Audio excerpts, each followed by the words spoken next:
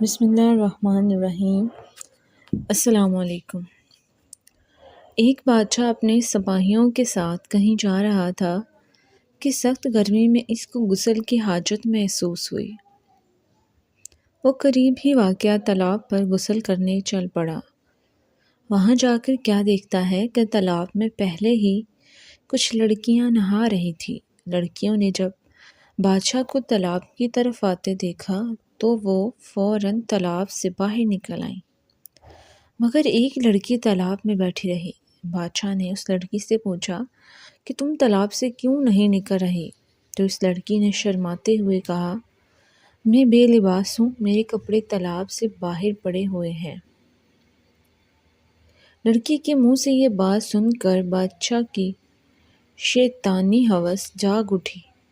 اس نے لڑکی سے کہا کہ میں بادشاہ ہونے کے ناطے تم کو حکم دیتا ہوں کہ بنا لباس کے ہی میرے سامنے تالاب سے باہر نکل آؤ، میں تم کو ایسے ہی دیکھنا چاہتا ہوں۔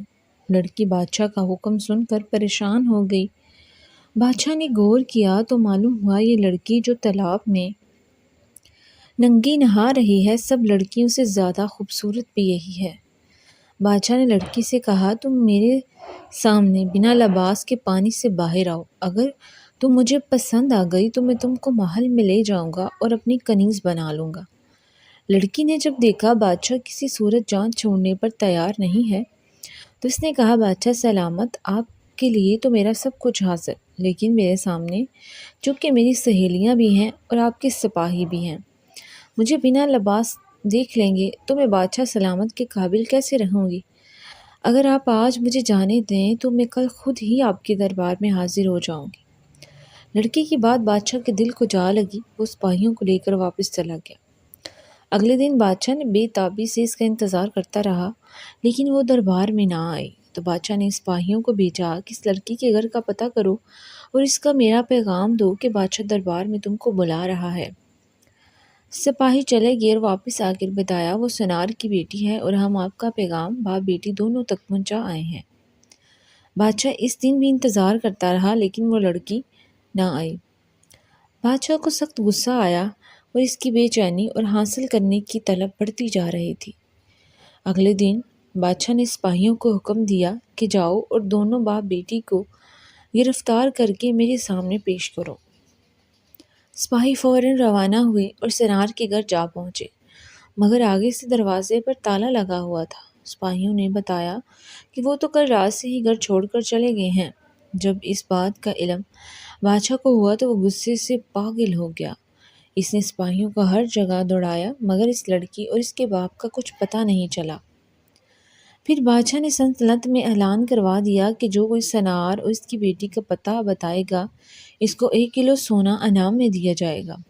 اس کے باوجود بھی کچھ حاصل نہ ہوا تو بادشاہ نے آس پاس کی ریاست کے حکمرانوں کو خط لکھے اور لڑکی اور اس کے باپ کو تلاش کرنے میں مدد حاصل کرنے کی درخواست کی، لیکن یوں لگتا تھا کہ لڑکی کو زمین کھا گئی یا آسمان نگل گیا۔ ایک رات بادشاہ سویا تھا تو اس کو خواب میں دریا کے کنارے ایک جھونپڑی نظر آئی۔ بادشاہ جھونپڑی کو دیکھ کر حیران ہوتا ہے کہ اس ویرانے میں کس نے جھونپڑی ڈالی ہے۔ جب وہ چلتا چلتا اس جھونپڑی کے اندر داخل ہوا تو اس کو ایک داڑھی والا بزرگ نظر آیا۔ اس بزرگ کے ساتھ ایک لڑکی بھی بیٹھی ہوئی تھی۔ اس سے پہلے بادشاہ لڑکی کی شکل دیکھتا بادشاہ کی آنکھ کھل گئی۔ بادشاہ سمجھ گیا ہو نہ ہو یہ وہی باپ بیٹی ہیں جو اس جھونپڑی میں چھپے ہوئے ہیں۔ بادشاہ اس علاقے کو جانتا تھا۔